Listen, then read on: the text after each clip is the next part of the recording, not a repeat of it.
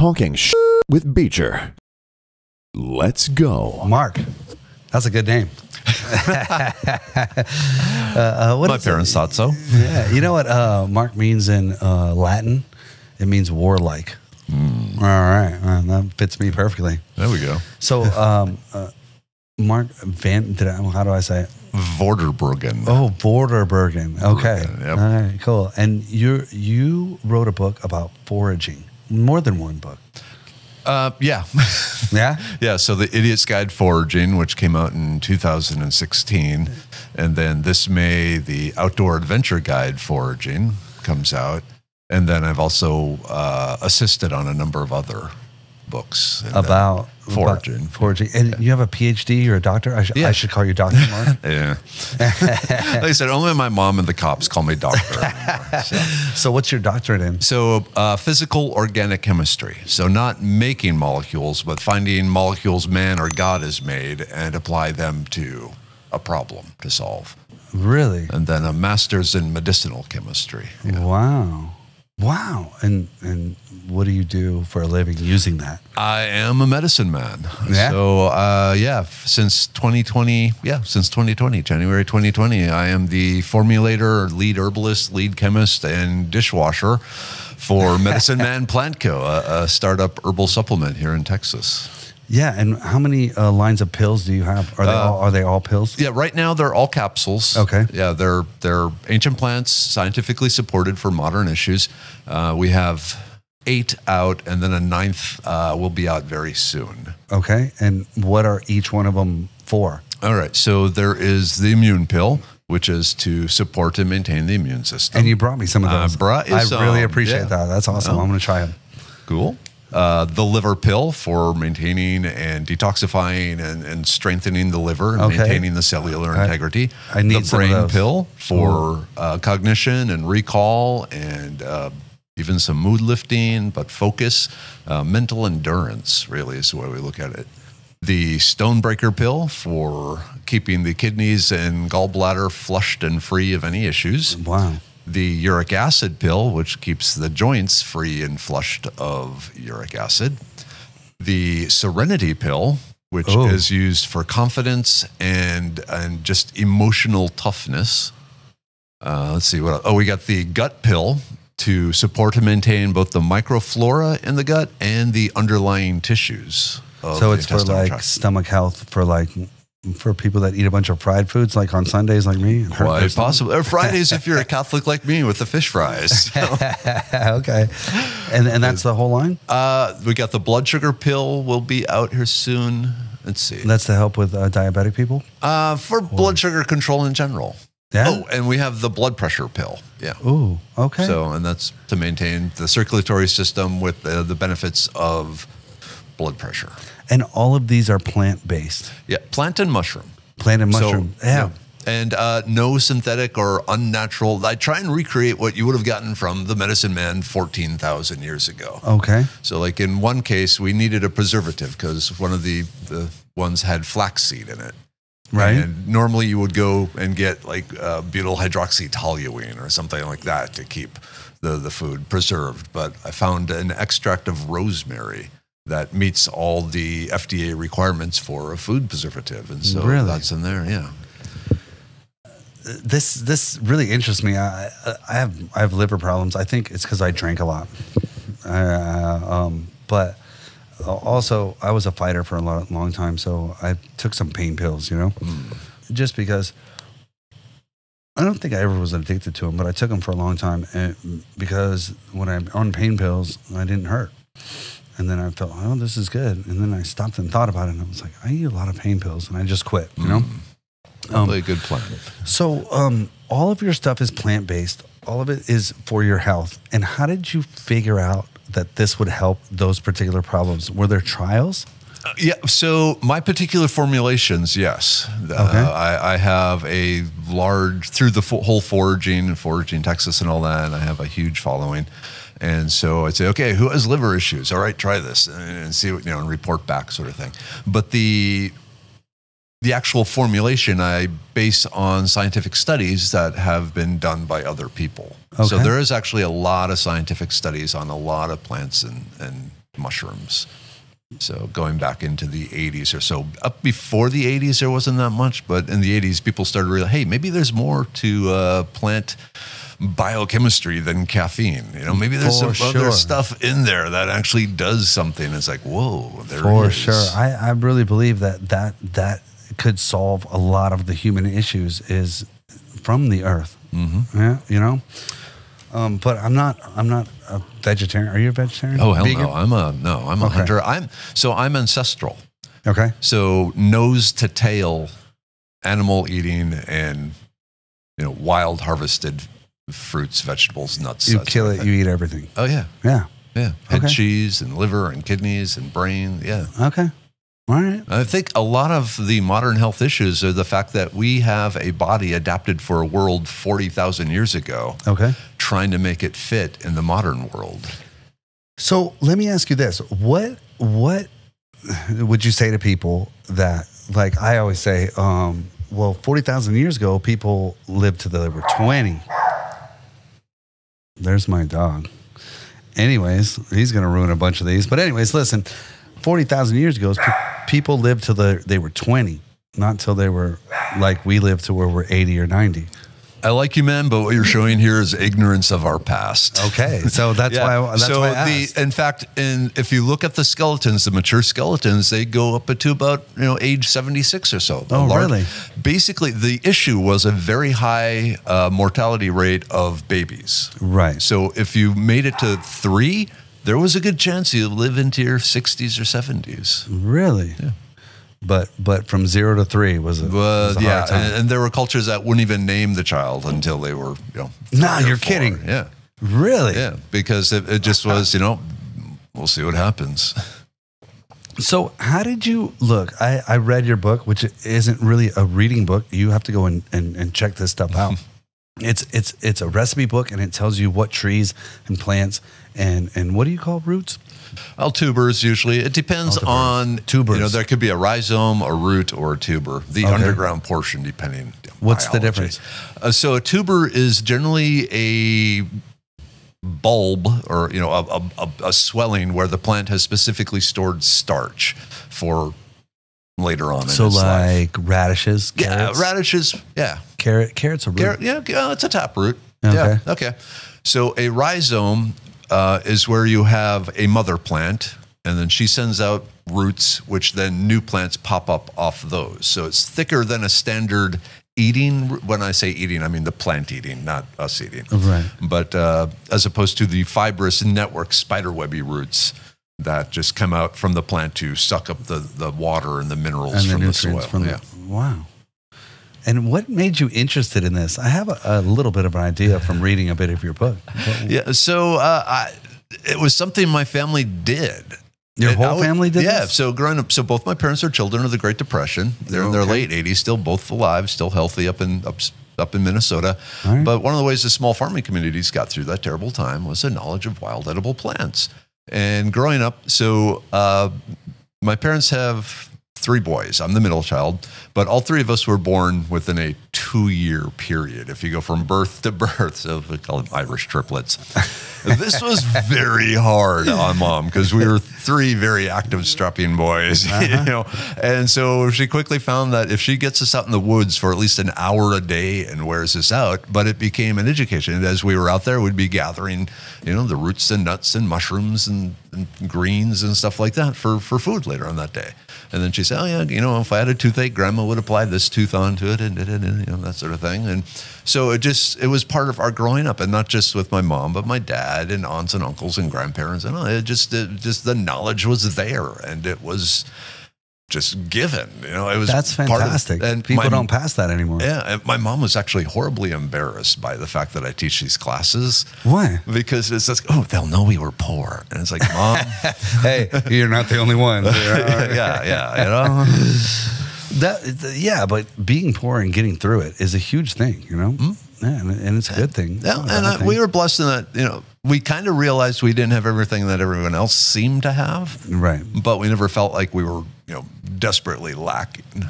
Okay. And, there were years when pretty much all our meat was what Dad hunted and fished. And well, wow, so we have to eat pheasant and deer and, rabbit and squirrel and, snapping turtle. And, I've eaten all of that too, but I think it was by choice. Yeah. Not by necessity. So then you got into, wait, let me slow, look, check this out. Could I drop you somewhere in the woods, let's say in Texas, just drop you in the woods, and you could live off of the woods itself? Mostly, yes. So wait, what's mostly? Okay. So, well, first, are we following the current game warden laws? No, I mean, no.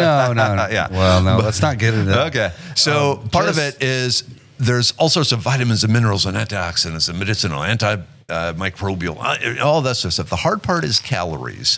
And where you normally find calories is in nuts, tubers, and seeds. The part of the plant where the plant has stored energy so that then it can grow and reach a point where it can start to do photosynthesis and take over. So, the nuts, the tubers, and the seeds are where they store the calories. Now, hunting, trapping, all that sort of stuff, yeah, I can do that too. But I would not just be surviving on the plants and the mushrooms. There would be animals could involved. You? Yeah. Yeah? Yeah. That's amazing. It is to me because, look, I'm a city kid, and I couldn't. I don't think I could. And to me, that's amazing skill. Yeah, we grew up trapping and all, hunting and fishing and all that, and learning how to make nets and the whole kit and caboodle. That's cool. I would like a knife, and I would like some paracord and a metal pot. Okay, and so give me those three things, and away we go. Okay, so I like to do paracord knots and stuff, and those paracord bracelets that it's like the a survival bracelets. So let me ask you this: what would you do with paracord? Because I've always wondered that. Like, I can make those bracelets, but what would you do with paracord? What would you use it for if you were trapped in like the woods? Okay, so is there a stream nearby or not? I mean, feasibly. Okay, let's say like up in the Sam Houston National Forest, an hour and a half north of here. Okay. All right, yeah. So there are different streams, there are ponds in there. So the cool thing about paracord, it's usually 7 strands of strong cord wrapped in an outer sheath. Okay. So those 7 strands are, they're fish. Fishing line? Fishing line. Yeah, sorry. Come on. He's a doctor. So fishing line. But if you go on like my YouTube channel, I show how to tie a gill net to catch fish that way, which is really illegal but very effective. It's illegal? Yeah, gill nets are illegal. What's a gill net? A gill net is a net designed for the head to poke or a fish to poke its head through, but it can't get its body through, and it can't back up either because it tangles up in the gills. So basically any fish coming downstream. So why is that illegal? Because it's indiscriminate in its harvest, and you can catch too much fish or too many fish. It's indiscriminate. Yeah. There are fish that you are not allowed to catch. They're either endangered or things like that. Yeah. That makes so more they sense. just catch everything, and turtles and beavers and whatnot. But if you were starving, then that's a totally different story. Absolutely. Yeah. Okay, so that's what you would make out of paracord. So the net, fishing line, and then just use it to lash a shelter together. With paracord? Yeah. Oh, wow. It's because I can make cordage in the wild. It sucks. I don't like making cordage. It's a pain in the ass. I bet. And it's very time consuming, and that would be time better spent doing other things. So using some of the paracord also to make the snare traps and the spring traps, things like that, especially up in the Sam Houston with all the feral hogs and everything like that. All right. So that's amazing. And then, okay, so let's get to your book. How did you find out? Like, I was looking at some of the recipes and stuff. I mean, it's a big book. It's 778 pages, I think.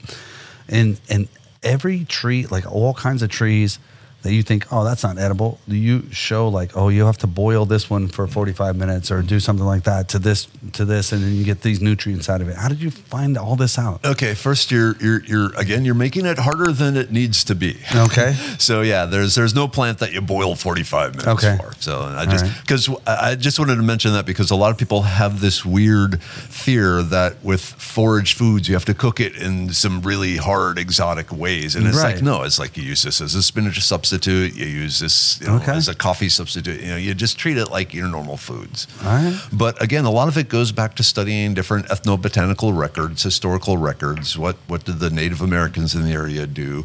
A number of the weeds in the book are actually came over from Europe.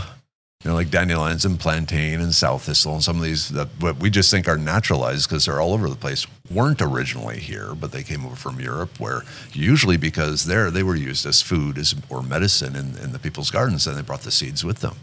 So it's all just, there's 250,000 years of human writings and knowledge about what we used to eat, and it's just going through those, seeing which plants are around here. The key to learning wild edibles nowadays is just figure out what the plant is, and now you can Google and see what all the... That's true. It's true. So, or they could just buy your book. And that would be a better choice, because then you have it when the power goes out. And there's a lot of recipes, and looking, there's a lot of photos too, which is you're saying it's integral in identifying the plant or the root. Yeah. So each plant has usually 5 different pictures, like the whole plant, close up the leaves, close up of the flower, roots, and everything. If there's a potential toxic mimic, there's a picture of that and an explanation how to tell them apart. I tell people that's a big thing. Yeah. I was talking to someone earlier today, and she was like, well, let's go out and do that. I'm like, I will pick the poisonous one and I would eat that one, Yeah, and that's bad for business. So I made it very clear how to tell them apart. That's perfect. That's smart. Yeah. And your book is based in Texas? So the publisher wanted it to be appropriate for all of North America. Yeah. So the United States and Canada.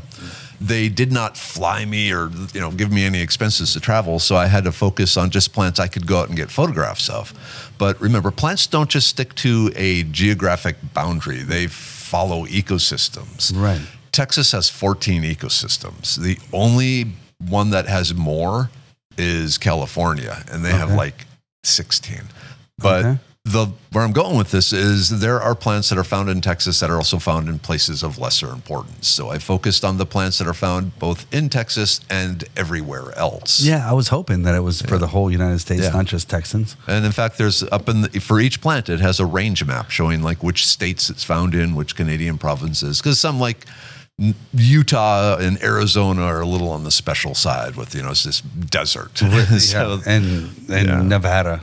Yeah, but in general, it's all across North America. And then in the back, there's recipes. Yes. And there's photos of like these pizzas and things like that you made. Mm-hmm. And they look really good. Oh, yeah. Yeah? Yeah. Well, heck, and the new one coming out. So you got another one coming out? Yeah, the Outdoor Adventure Guide coming out. Outdoor Adventure Guide Foraging coming out May 3rd, hopefully, if everything goes right. Okay. Yeah. It was supposed to be out March 22nd, but supply chain issues. Yeah. But in that, I have a bunch new, 30 recipes, and they are more the campfire cooking stuff. When you're actually out in the wild, how would you go about using these? Whereas the previous book, Idiot's Guide, was more of a foodie, fancy, impress your friends sort of thing. By foraging and getting food off. Yeah. That's pretty impressive to me. I'm a city kid. That's super impressive to me. Oh, man, I wish you had been at my class yesterday. Yeah? Why? So at Cato Mounds Historic Site yesterday, we spent from 9 a.m. to 1 p.m. foraging the grounds, collecting different plants. Man, I would have liked to. I would have loved to. Then we spent about 3 hours cooking them. We made. Wait, what? Yeah, and then we feasted. So we had a salad of corn salad and wild lettuce, some dandelion greens, and then some of the leftover farmer's cheese. The farmer's cheese we made to stuff the ravioli. The ravioli we made from scratch using the plants found there. So we made a horseweed-infused ravioli pasta stuffed with farmer's cheese, with mushrooms and wood sorrel, and wild onions. And then we also, on the side, had a poke salad, sauteed poke salad in butter. We had some homemade mead. We had a very good tea made out of Wait, you made some beer too? I make mead. Yeah? Yeah. Mead's easy. It's honey, water, assorted plants. How does it ferment to make alcohol? You buy, actually, I get champagne yeast because it can go up to like 19% alcohol. With champagne yeast? Yeah, so you can get some really... We're teaching y'all some good stuff today here. Okay, all right. But luckily, this time of year, there's not that many plants that have a wild yeast on them. But plants like the wild plums and the cedar berries, they all have, and grapes have a wild yeast on them that I can also use to ferment things. And just throw those in there, yeah. Wait, and you guys ate all this food. Did everybody like it? Oh, yeah. So who are these people that went with you? Just most of them were, I got a burp. That's all right. I'm drinking this. If you go to my websites, Medicine Man Plant Co. or Foraging Texas, there's a list of upcoming classes. So I teach all over the place. Okay. Here in Houston, once a month, I teach a wild forage goods cooking class at the Houston Botanic Garden. Wow. But like last week, I taught at the Museum of Natural Science here in Houston. That was just a walkabout plant identification. There's no cooking there. And then the week before was at the San Jacinto Battleground Monument Historic Site. San Antonio? No, just over here in Porter. Yeah, the San Jacinto Monument. San Jacinto. I thought. Yeah. Okay, I got you. But yeah, I teach at all sorts of nature preserves and parks and so forth. Basically, anyone that has some land and is willing to invite me and has the insurance to cover strangers coming onto their property and walking around outside, because that's a whole lot. So that's why it's usually different organizations that host me. A number of things, like here in Houston, we have the Bayou Land Conservancy. They have a big yearly gala. One of the things they have in their silent auction is me. There's another. Oh wait, they silently auction you off, and then I go to the person's property, and show them. And oh, that's dope. Yeah, that's cool. So the winner this year, he was actually up in Amarillo. He flew down in his private plane, picked me up, flew me back to his 40,000-acre ranch. Wow. And we spent the day running around on dirt bikes and looking at all the plants, and then he flew me back. Yeah, it was pretty awesome. Hey, you could auction me to go do that too. I'm not going to be able to tell you what plants to eat, but I'll go ride some motorcycles. That's awesome. That was cool. So, all right. But yeah, and then someone else is doing, in April, I forgot who. I do a number of karma classes where it's just, for the good of humanity and just, giving back some of these, how do I say this? How did my dad say it? A gift is what you give other people. So if you feel you're gifted, if you have a gift, it's not a gift until you're using it to give to other people. Absolutely. So, I completely agree with that. I'm a coach, so you would somewhere in there.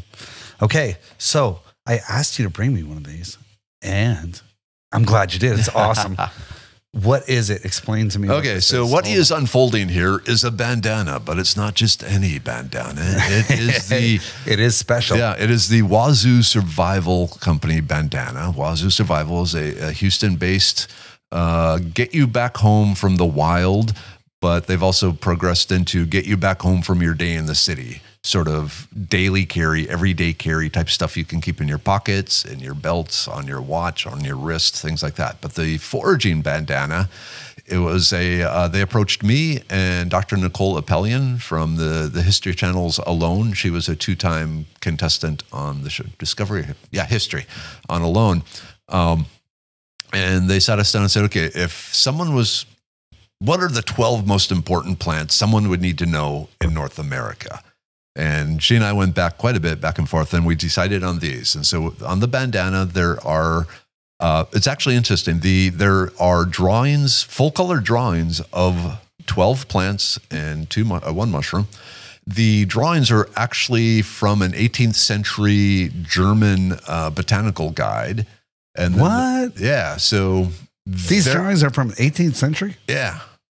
Wow. Yeah. There's 2 that they weren't in the book that we did hire a artist to recreate in the style of that, but they're beautiful, pretty much full size, roughly full size. The prickly pear is a little small, but they give you all the details on the plant, and then surrounding the plants at different parts of the plant are little icons. Right. Like, is it first aid? Is there a little, the Red Cross thing? Is there a skull and crossbones? Is there a cordage? Is there fire? Is there food? Knife and fork.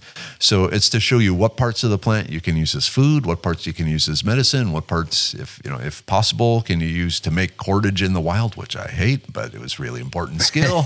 What you can use for fire making. So that's amazing. So everyone who's a farmer or not a farmer, a camper, what's the coffee? What's the coffee one? Oh, so coffee. So there are a number of plants, especially here in the South, that are used as a coffee substitute. And when we say coffee, we're talking like a hot brown bitter fluid. So if you've ever been to New Orleans, the chicory coffee sort of thing. Okay. Does it have caffeine?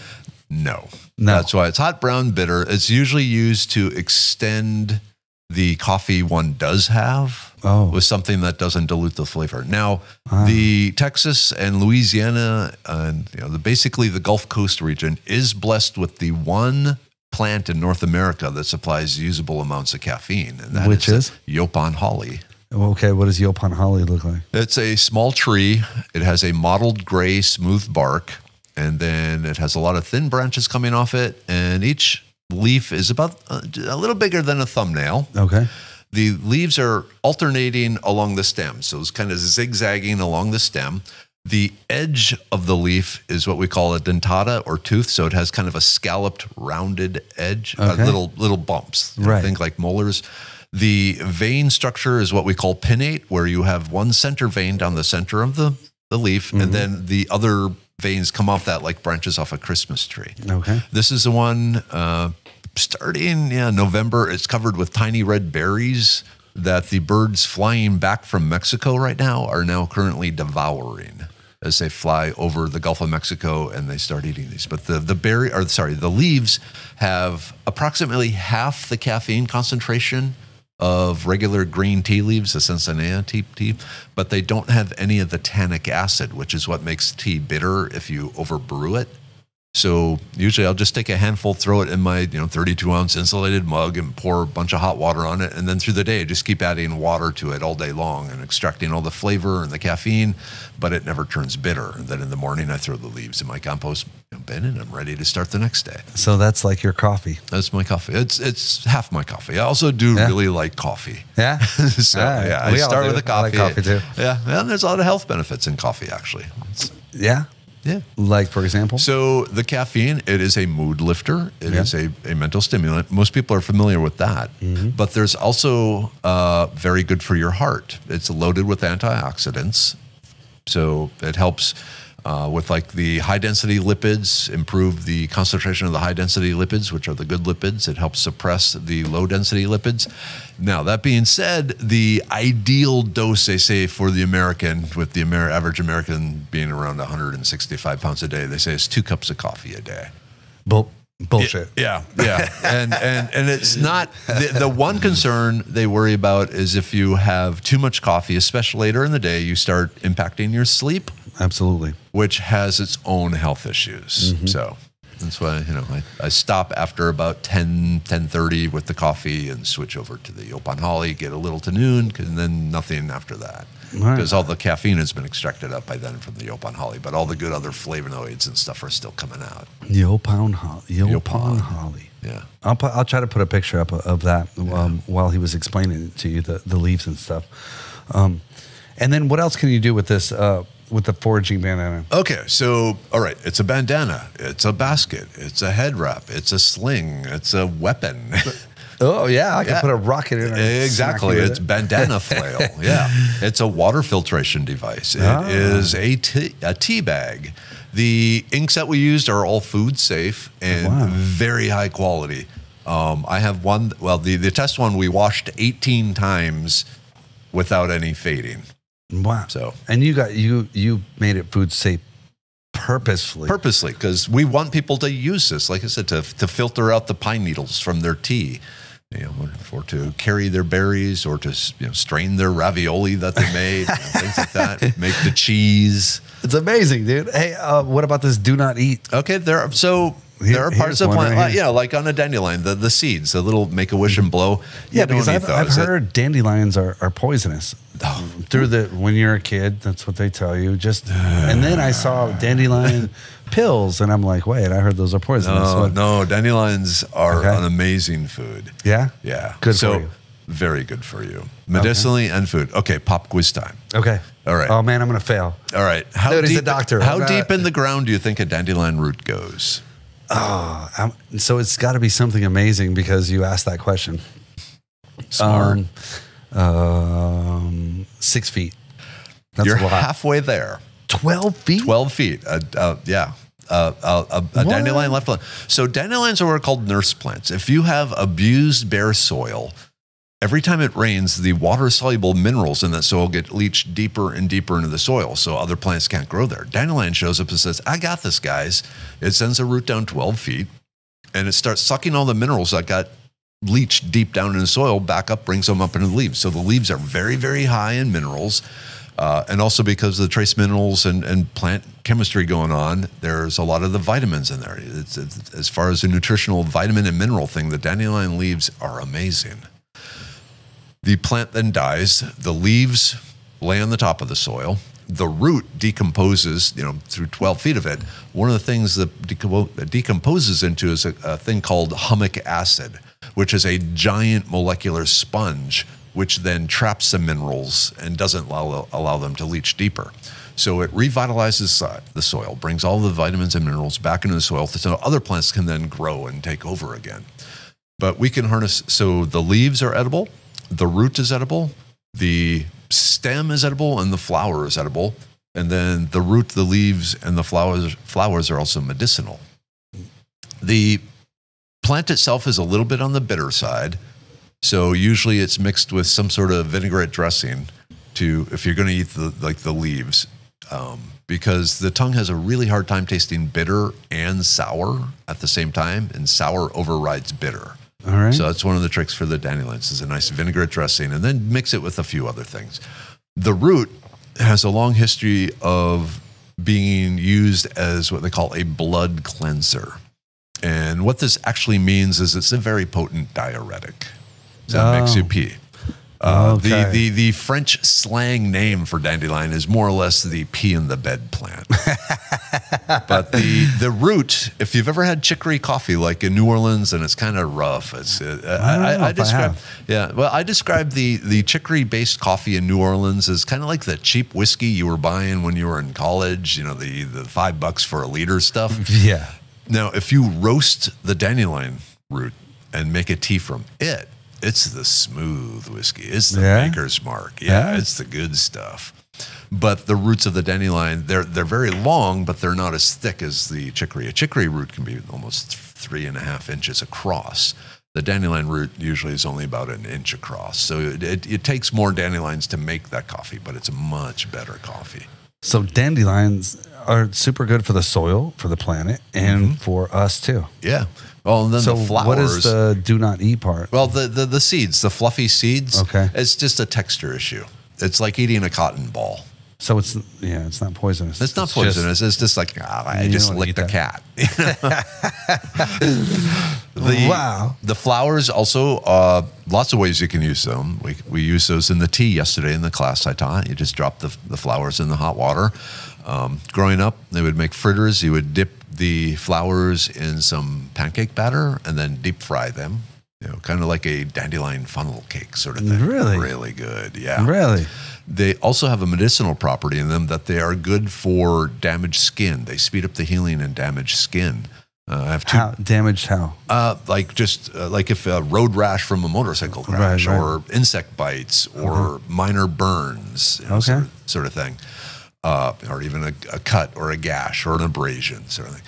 I have 2 daughters. One is still in ballet, but both of them used to be in ballet. And if you've ever seen a ballerina's feet, they're really chopped out. I have, yeah. Yeah, and so being the loving herbalist dad, I started making a medicated oil of just the dandelion flowers, some plantain leaves in safflower oil. And then I would have them apply it to their feet after class. So then my wife saw what was going on. She said, okay, let me explain something to you, honey.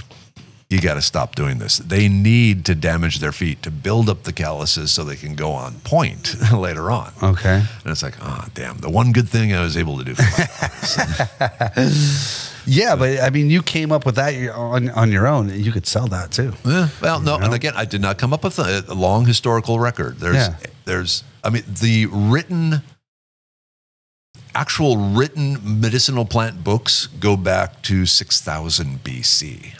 Yeah. With the Sumerian cuneiform. And I read about Sumeria. And you take, but you took this knowledge, you got all this knowledge from 6000 BC until now.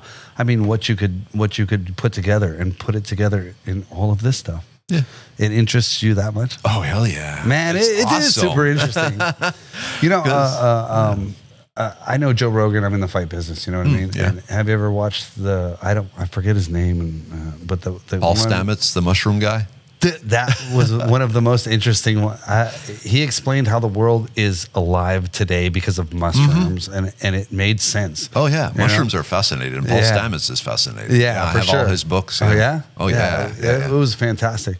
So you do about mushrooms too, right? Yeah. So on the bandana, there's turkey tail mushrooms. And turkey tail mushrooms is the one that Paul Stamets says cured his mother of cancer.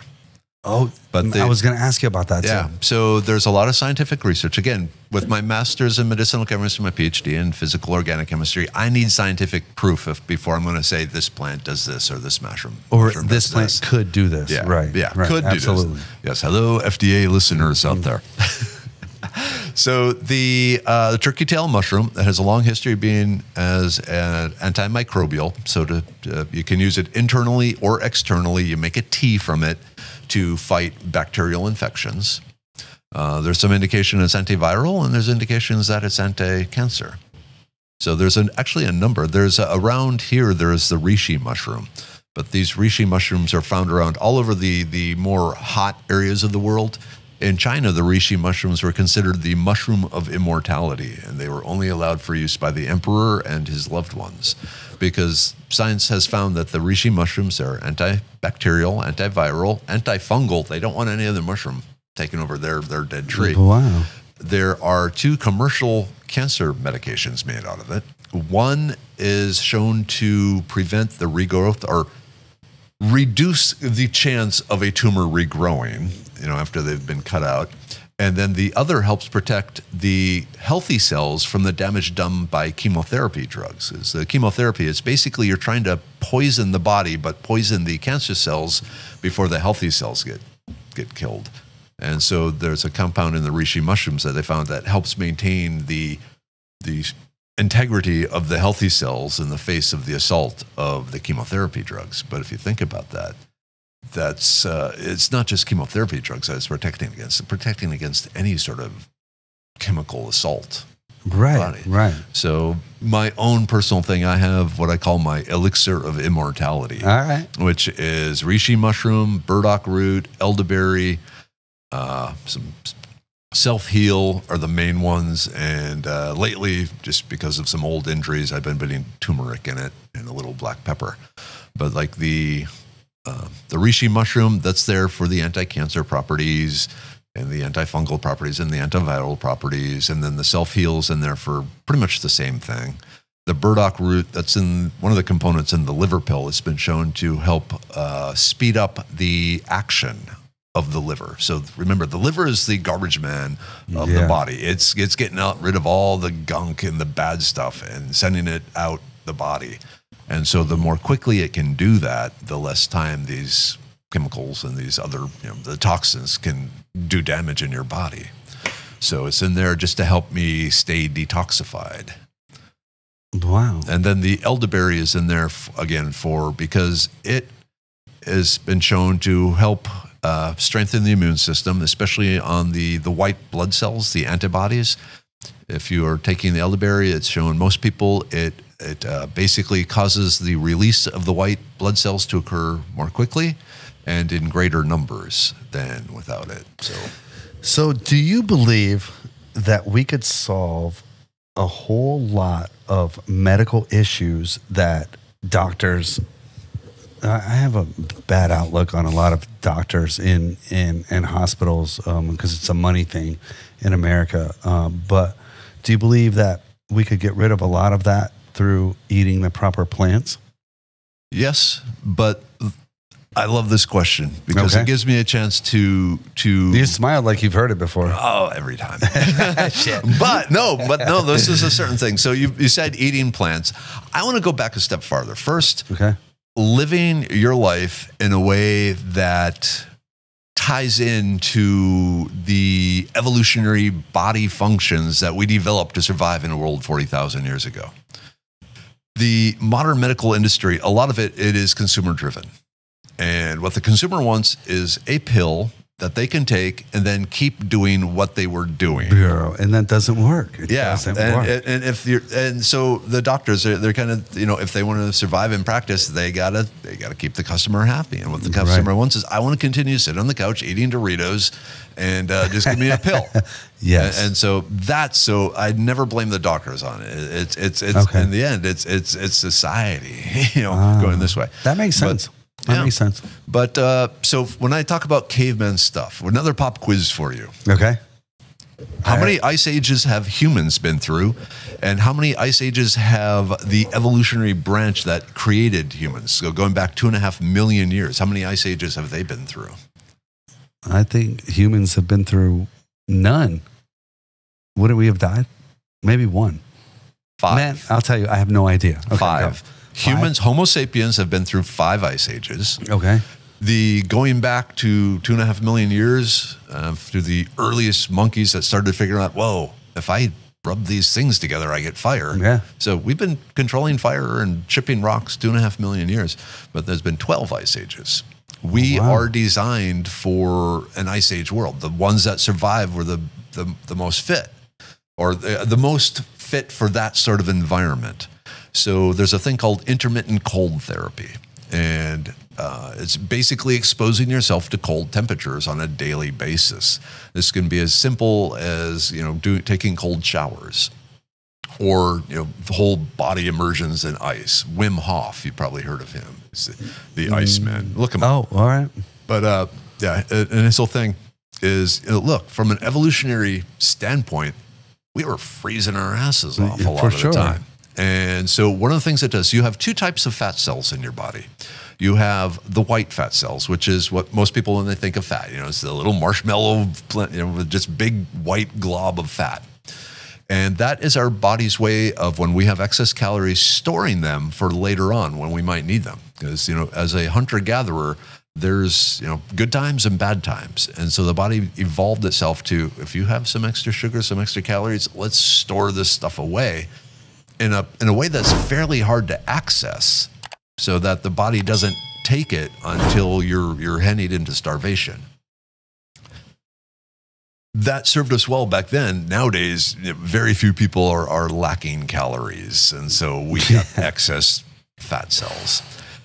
Now, the other type of fat cells are really cool. It's called the brown adipose tissue. Okay. And what this is instead of one big glob of fat, it's a bunch of tiny little bubbles of fat and with a lot of iron in it. And that iron is important for chemistry. But what this is the emergency fight, flight, shiver, or sort of power pack. So when you get cold and you shiver, your muscles, it's an involuntary thing. It's the muscles are trying to quickly contract and relax to generate heat. Mm-hmm. And to do that, it has a very small store of these brown adipose tissue cells that uses the fat that it's stored in those to fuel the shivering. But this particular fat is also used in like fight or flight type cases where you have a certain amount of calories and stuff in your blood, but when you are fighting to the death with the saber-toothed tiger and you've drained all that, then the body goes, okay, now it's time to trigger these stuff, and you can go a little longer. The more exposure you are to cold, the more the body goes, you know what? I think we need more of this brown fat. Wait a minute. So if my guys, we fight. And it's fight or flight. So whenever it triggers like I'm done, this will make you able to go longer with ice baths? Yeah. Ooh. Yeah. Wow. We're Or doing cold. that. Yeah. Yeah.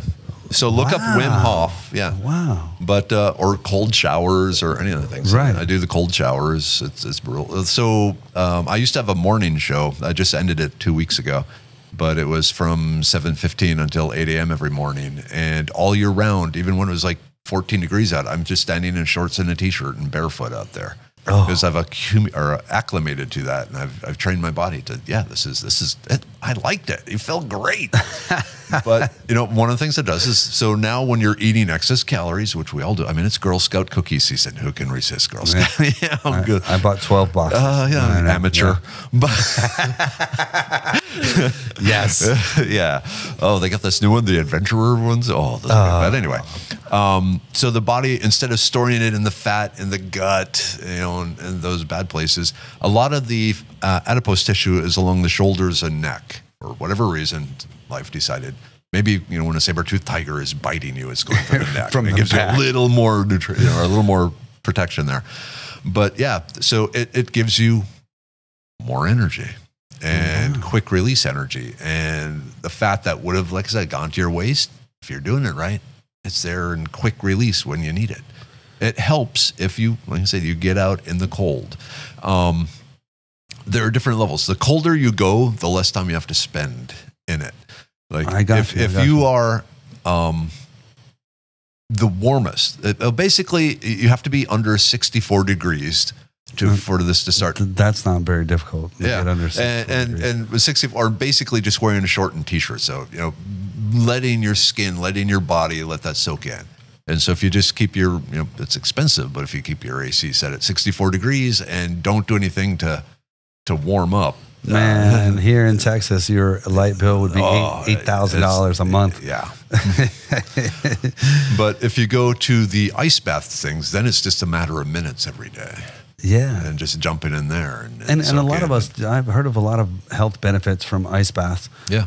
So I've never heard of this one. Yeah. I like it though. Oh, so along with the brown adipose tissue, the other thing it does is the body starts making the blood vessels bigger, the diameter of the blood vessels bigger, which makes it easier to pump blood through it, so the blood pressure drops. And then it helps with, so if it's bigger, you would have more red blood cells too? Possibly, yeah. Because that holds oxygen, and we need that too. Oh, yeah. It reduces inflammation. Wow. It increases the immune system. It increases libido. Everyone talks about taking a cold shower to chill yourself out. Wrong. That makes it, really? Yeah. They've shown it's an increase in libido and maybe even some testosterone. Wow. So, and part of that, again, goes back to the evolutionary. When it's starting to get cold, I may die. I should probably make kids. If I have the calories and I'm cold, let's do it. That's interesting. Yeah. That's interesting. It's all tied together. Oh, most definitely. So during the Ice Age, how did they eat plants? They were still plants. They weren't sitting on the glaciers. They were the glaciers advanced down, and they were in front of them, eating the bison and eating the trees and so forth. Here in Texas, there's the Lost Maples State Park. Okay. And where is that at? It's up in East Texas area, kind of northeast Texas. That's basically the boundary where the glaciers made it. Maple trees prefer a colder sort of climate. So there used to be naturally, during the Ice Ages, maple trees in Texas, even like here in Houston and so forth. The maples you see now were planted here because people wanted them. The only place they remained after the glaciers retreated was in this one canyon where they were always in shade and it was always cooler, sort of thing. All right. But we didn't. If you want to talk about people living on glaciers, that would be like the Inuit, up above the Arctic Circle, and they survive pretty much 100% on animals. The caribou, the seals. Right. They may be getting some seaweed, but for the most part, it's just animal products. Okay, let's back up. How do we make ourselves get the brown fat instead of the white fat? Just exposing yourself to cold every day. Really? Yeah. Now, so are you telling me, will that help reduce some of the white fat too? White fat is like people that are too overweight. Yes. Yeah. So will that help? Will that help with that or no? Over time. So over time? one thing you still have to do is eat right. Eat right, and move and exercise. work out. Yeah. No, you mean I have to eat right and exercise in order to lose weight? No. Yeah, go figure. It sucks. Or you can get the vacuum cleaner and a sterile needle, and and then it won't work either. Okay.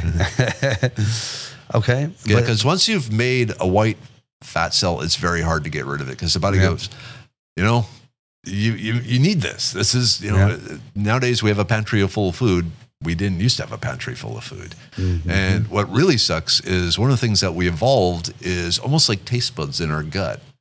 That's the direct line to the brain that says, ooh, this food you're eating, this high calorie food, eat as much of it as you can because you don't know when you're going to get it again.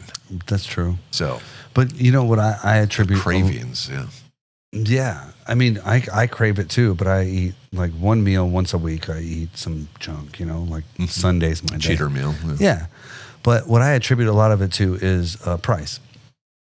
Everyone asks me, then why are poor people fat? I go, because bad food is cheap. Mm-hmm. And go to Whole Foods.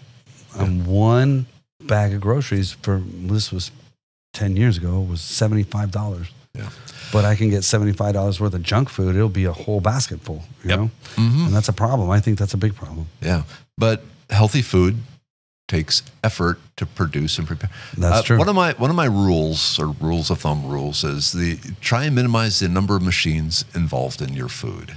Yeah. Okay. So there's going to be, how was it harvested? Was it a tractor? How was it transported to the market or to a factory and then processed and washed and cleaned? It did all this stuff, and even the good healthy food in Whole Foods and so forth has a lot of steps involved into it. Mm-hmm. And they're expensive steps. And part of it is they take the good looking plants and do that with. The bad looking plants that are still edible, those are the ones that get turned into pot pie and the frozen TV dinners and things like that.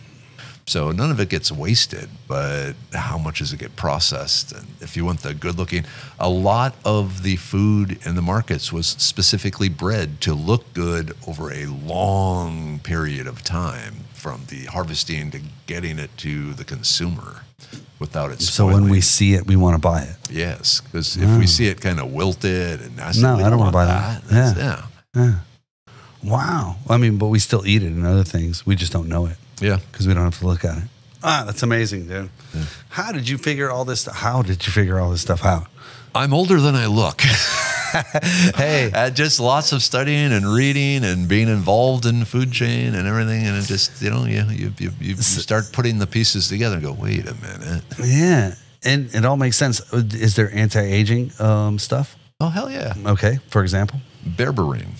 But what is it? Okay. So here in Houston, Mahonia, the Oregon grape, it's a plant used for landscaping a lot. In the hill country, here in Texas hill country, there is a plant called the agarita, which is a member of the Mahonia family. Both, if you break open or cut open the wood, it's a very bright yellow color.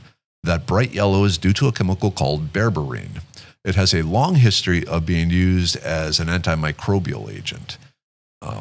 It's also somewhat bitter, but more recently they found a couple of other powers to it. They're just scientific research. One is it interferes with the body's ability to access consumed glucose or sugars. So it blocks the body's ability to access and take those sugars. They just stay in the gut and go out the other end. So that's a good thing. Generally, yeah. Yeah. I will say, if you're not used to it, you find yourself, it's almost like going on the zero carb diet. So if you're eating carbs, think you're going to get energy and you don't, you get very groggy and tired. Absolutely. So you have to treat it. You need to increase, the butter and the fat and all that. Then how is it anti-aging? Because there's another thing going on here that they also found out. So now we have to look at our DNA and our chromosomes. And at the ends of our chromosomes, there's long strands of junk DNA. We call them telomeres. Think of them as the crumple zone on a car. They're there to protect, when there's always things trying to damage you. But this long junk DNA, which has no genetic purpose other than, and I think, just to protect the chromosomes from damage. So They just, they're armor. But over time, they break, because they're constantly under attack. And so they start to break. They get shorter and shorter and shorter. And there's a direct correlation between the length of a person's telomeres and their outward symptoms and appearance due to aging. So the shorter the telomeres are, basically the older you appear, the older you feel, the older you look, the health problems. So berberine has been found to help protect those telomeres and keep them longer. And it's like the protection of the protection, if you will. It's like another layer. Wow. And so there's a huge culture now of people taking berberine on a daily basis to help protect their telomeres. Where would you get that? You can order it now from Amazon. What, really? Yeah. Don't buy anything. Yeah, or like here in Texas, you can go up into the hill country and get the agarita plant. Most of the other parts of North America, which I assume you're a cool dude, so you probably have fans everywhere. Yep. The Oregon grape plant, okay, the Mahonias, yeah. And then there are some other sources too, but those are the two main ones. What I use it, so I was talking about the elixir of immortality.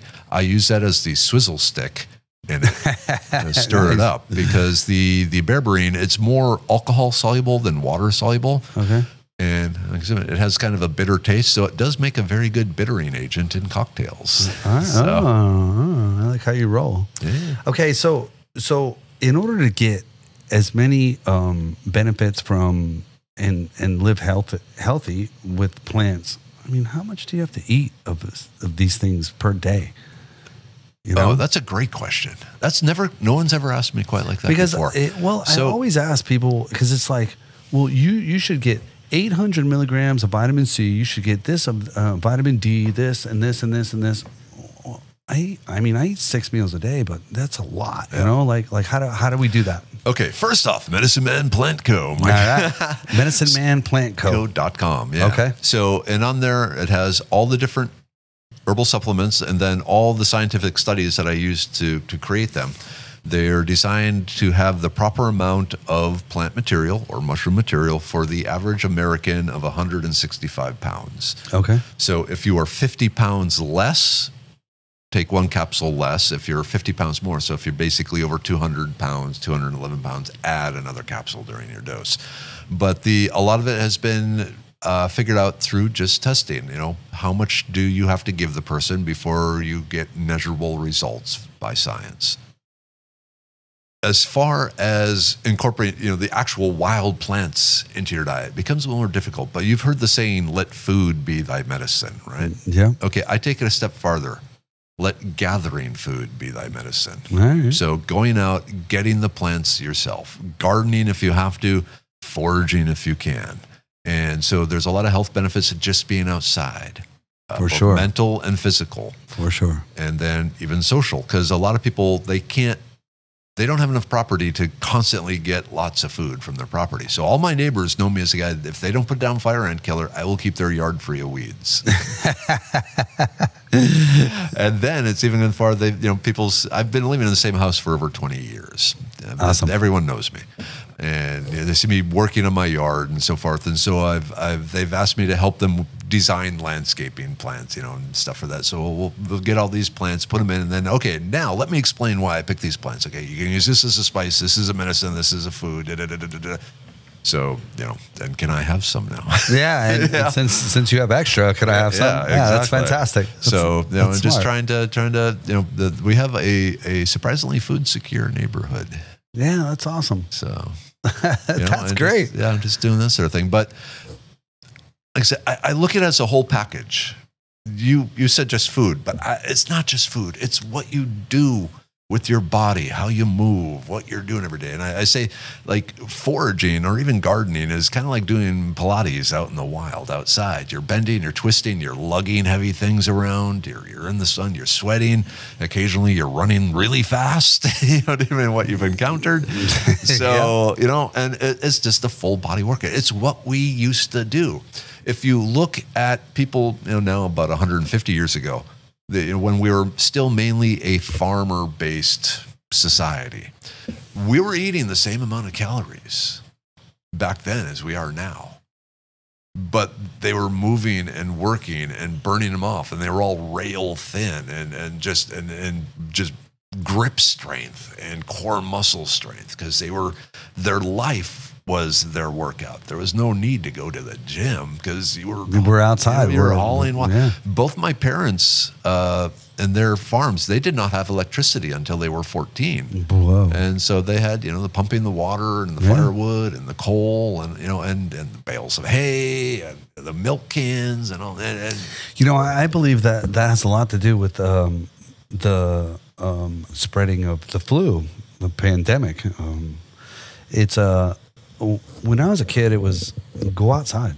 Yes. Don't come back inside until the sun goes down. Yep. And now they give kids an iPad and no one goes outside. Yeah. They said direct sunlight is vitamin D. Everyone is vitamin D deficient. Mm-hmm. And why does the pandemic so bad? Because so many people are vitamin D deficient. We don't go outside anymore. We need to go outside and get in nature and get sunlight every day. Yeah, we are not vampires. Everyone is so. You see the sun, you die of cancer. Yeah. No. Yeah. No. You want to avoid cancer or sunburn because it has problems. But there's ways of being out there even without sunblock. But yeah, when they said everyone has to stay inside, it's like, that's the worst thing. That's the worst idea. I started wondering, okay, why are you saying this? Because this doesn't sound like a valuable health type thing. Well, but we can't get into that. I had a whole podcast with a doctor that they deleted from YouTube because I talked about it. So I understand completely. Yeah, because anyways. Yeah. Anyways, this is so how did you get interested in this and stay interested in it for so long? So I'm the luckiest person you will ever meet. No, come on. Yes, I am, because I know why God put me here. Okay. And it's to share all these miracles that have supported us for 250,000 years or 2.5 million years, depending on how you want to count it, that we're no longer attached to anymore. I think, I talked about the health issues of just not being outside and not doing the caveman stuff, but there's a greater social issue of, if you don't understand nature, I mean, a lot of people are downright afraid of nature. Every plant is poison ivy. Every snake is a rattlesnake. Every bug is a scorpion. They don't want the kids out there. And so if you separate yourself that much from nature, that's not good, both for your own health and for the health of nature. Because if like you said, the kid's sitting in the iPod, yay, nature, back to the iPod. Yeah. They're going to stop going, yay, nature. They're not going to care about it. They're not going to save the parks. They're not going to save the forests. They're just going to, hey, it's another place I could. So I have an analogy that I tell people. Listen to this. Let's say you had a kid and you put him in a sterile environment for 7 years and you never let him outside. And they were just playing video games and whatever, but they were sterile. Oh, I have to keep my kid safe. He has to be safe. And then one day you let him out and brought him to the woods and dropped them off for a day. What would happen to that kid? Okay, you basically signed your kid's death sentence. Yeah, so that's we already signed. Yeah, so again with the outside, if you look at say farm kids and kids in the third world nations and so forth, they actually have very strong, robust immune systems. The immune system needs to be challenged. Like, we got the kickbacks in the studio. You don't just punch the bags. You spend time punching each other to defend, figure out how to defend. Your body has to do the same thing. The more things it encounters, the better it figures out how to protect itself. So how to defend. Like autoimmune diseases. Autoimmune diseases are through the roof in the United States. And a lot of it, they believe, is traced back to the immune system. It's looking for a fight. It's kind of a bully. It's kind of walking around, sweep the leg. But if it doesn't have anyone to fight, it will start picking on, the liver cell or the lung cell or something. Just because you looked at me kind of funny, or I got to take you out. And then lupus in women. It's a much bigger problem in women than it is in men. And there's some really good theories on that a lot of that is due to the fact that the little girls are even less likely to be allowed to play in the mud and in the dirt and run around and doing all that, So their immune system gets even less of this training to fight and know when to fight and when not to fight. And okay, that it supports my theory from a doctor. Saying what I'm saying? I'm not the smartest guy in the world, but I have good ideas. So look, check this out. How about right now? I've been stuffed up and dying for like a week and a half, and the pollen outside is insane. So I used to do, I've moved all over the place before, and I used to do this thing. Someone told me this once. And tell me how accurate this is or could be. If you eat the honey from the bees that are around the place where you live, you're slowly putting the pollen that's in the area in your body, building antibodies or immunities or whatever to the pollen, and you won't have allergies from that area. Does that sound feasible? Let's back up a few steps here. Okay. So first, the whole allergy thing is because your body has created antigens and antibodies to this pollen, and also cells nearby. Sometimes it gets a little less selective. So an allergy is basically when your white blood cells are attacking some actual tissue in your body. So one of the common ways of helping treat allergies, you might have heard of allergy shots. Yeah, so like I used to take them. Yeah, and that's exactly what it is, where you take just a micro dose of the thing and basically retrain the immune system to not freak out when this compound shows up. Right. That works in about 50% of the people. Okay. And the basic rule of thumb is there's a 50-50 shot that taking the honey will help you. Eating the little bit of poison ivy will help you. That sort of thing. There's a lot of people that say, they swear by the fact that when poison ivy shows up in the spring, you eat a little bit once a week and you train your body not to be responding. And scientists have studied this. And for 50% of the people, it works. And for 50%, no, they get poison ivy out of the tongue. Well, I just say this. Eating honey's good anyway. Exactly. It's not going to hurt you. Oh, yeah. It's definitely not going to hurt you. Eat the honey. Yeah. So there is, but there's a 50%. Chance. Yeah, there's a 50-50 chance that it may help you. And you get to eat honey anyway. Yeah. All right, cool. So, so at the end of my show, not that it's the end, but I have 10 questions that I ask everybody. And sometimes I fit them to the certain people because they're a little different. But so what's your favorite thing about foraging and doing this? What's your favorite thing about all of this? So it used to be being out in nature, but now the rush I get connecting other people to nature, just seeing them, the look of joy and shock as they realize how many of the plants around them can be used as food and medicine. And it's like Willy Wonka opening the room and suddenly there's all this magical stuff there and the kids are going, it's like Santa Claus or something. And so it is amazing. And I think it needs to be more widespread. I really believe more people need to know about this. Yeah. A lot more people instead of just here's an iPad. Mm-hmm. We do this all the time and get it off of Amazon. No, go outside and get it. Yep. I believe in that. Yeah. Start with the iPad, learn what you're supposed to get, and then go out and do it. Yeah, absolutely. Go outside. All right, that's great. That's right. It's kind of the same with me. I loved fighting. That's why I did it. Did I make any money doing it? No, but I loved doing it. And I helped build all these guys that do make money. And now I love passing on that to other people and seeing them do way better than I did, So hopefully. Yeah, well, they do way better. Yeah. Anyway, so what's your least favorite thing about it? Getting up at 4 a.m. and driving across Texas to connect with the people out somewhere to do this. And there are times, and there have been different places that I've been doing this professionally since 2006-ish. And there's still cases where I get a little stressed out about it. If I'm going to, at this point, I know the plants all over Texas. I know Georgia. I know Minnesota. I know. But Louisiana. do you think there's still forget something? Yeah. Or is the weather going to be the worst? Is actually if we've just had a hard frost. Yeah. And suddenly it's like, oh man, this is going to be hard because that limits the plants that are around for a while. So just the stresses of teaching too, when there can be problems, and. Like one of the cooking classes, they were supposed to get a specific ingredient. It was a cheese making class. We needed some rennet, and they didn't get it. And it's what you need to make cheese. So I had to, on the fly, come up with a whole new class doing something else. You did it? Yeah, we did it. Yes. But it was like, at the end, it was like, okay. And everyone had a great time. But it was like, okay, I'm just going to go and have a heart attack now. So, if people don't realize, look, this is how big Texas is. I live in the Houston area, in Katy, but it's on the west side of Houston. My mother lives on the south side of Houston. It's an hour and a half to get to her exit at 70 miles an hour. Mm-hmm. That's just Houston. You can drive 12 hours across Houston, across Texas, and still be in Texas. Yep. Texas is big. So Texas is the size of Europe. Yeah, absolutely. You can lay the state of Texas, and it covers Germany and Italy and France and Scandinavia. Absolutely. Spain.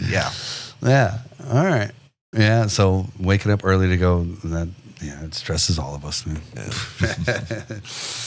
Okay. So what would you like to accomplish with all of this?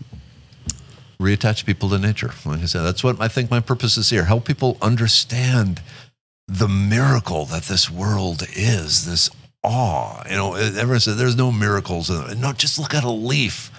I do a lot of presentations, and one of my absolute favorite ones was tracking a grain of sand, a single grain of sand from a creek behind my house. Wait, how do you track one grain of sand? Just wait, all the way back to the Big Bang. So all the different steps that were involved to get to the point where this single grain of sand. So, how it ended up in the creek, the whole. I want to see this presentation. It's on Merriweather's World. Is it? Yeah, on my YouTube. World? Okay. Yeah, it's was it season 4? I watched a couple of episodes of that. I didn't watch a lot. Yeah, but that's your YouTube? Yeah, it's called A Grain of Sand. Yeah. Okay. Yeah. And why Merriweather? So that was my stage persona sort of thing. When I first started the whole foraging Texas stuff, my wife asked that I remain somewhat anonymous. And she didn't want my name. And for years, my hiking buddies had been calling me Merriweather, because whenever we were going around, I was recording the plants and the mushrooms and stuff. So Merriweather Lewis of the Lewis and Clark expedition, that was his job. And when you're trying to hike 20 miles in a day and you're stopping every 3 minutes to look at a plant, they're like, dude, come on, Merriweather. Exactly.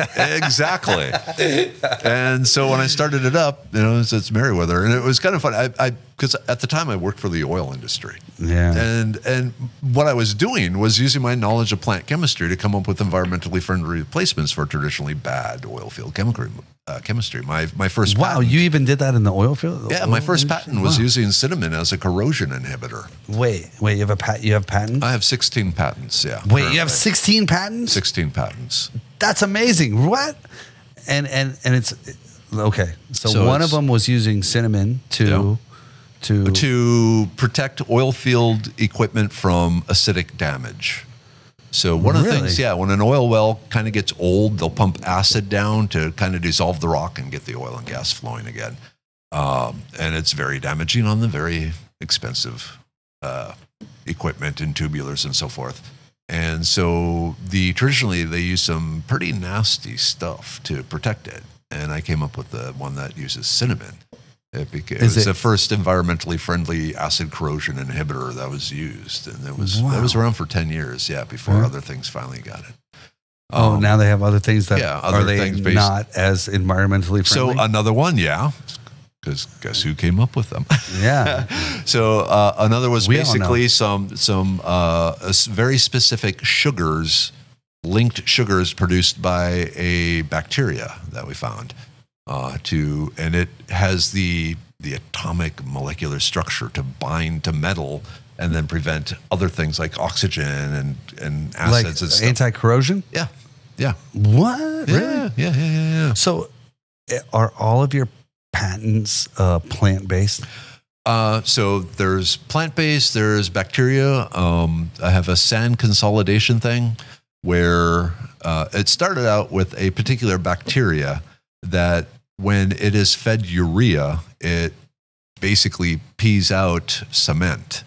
And so you can use it to lock the sand together. So then for construction or even dust control, not so much dust control, that was a different patent.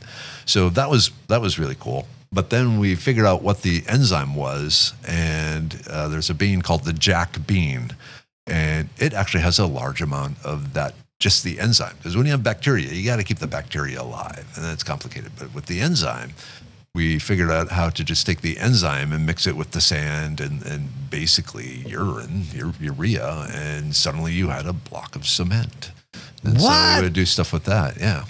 NASA was a little interested in that for consolidating moon soils, but it doesn't get it completely like airtight. Okay. It can only get it to a certain porosity because you need the enzymes and the stuff to be able to flow through. So think like cement, though. Right. And if you put water in cement, it slowly seeps in. So it's about that level of stuff. Some of the more recent patents were oyster shells. So oyster shells are incredibly tough. They are hard to break up. Yeah. They are mainly just calcium carbonate, which is chalk. Chalk is very easy to break. Right. But the secret to the oyster shells is they have platelets of chalk in a flexible biopolymer sort of thing, very tightly packed at a molecular scale. And so it's almost like, well, when you hit it, it disperses the force throughout the entire oyster. So it doesn't just crack where you hit it unless you hit it really hard. But this makes them much, much, much, much stronger. So in construction sand, you need the crush strength of the sand to be a certain high. If you apply too much pressure, it crushes, it breaks, and then you have all sorts of problems. And so there is good sand, but there's a lot of bad sand in the world that just doesn't have a high crush strength. Mm-hmm. And so we found I was able to basically, when you mine the sand, you rinse it off and putting these two different polymers and some chalk in the wash fluid, this self-assemble layer, well, this layer would assemble by itself around the sand, basically coating it in an oyster shell. And making it stronger. Yeah. Wow. So things like that. Wow. Nature has been trying to solve problems for a lot longer than humans have. I agree with that. So once you start looking in, you say, oh, wait, how did nature do it? Oh, interesting. Okay, how can I recreate it? You got to be smart. You got to be smart. Biomimicry. Yeah. That's and interested in it as well. Yeah, and curious. And what happens if I do that? And willing to have 500 failures for every little glimmer of something working. I like that. And that's, people are afraid to fail. Like, perfectionists, you can't be a chemist if you're afraid to fail, because most of your life is failure after failure after failure.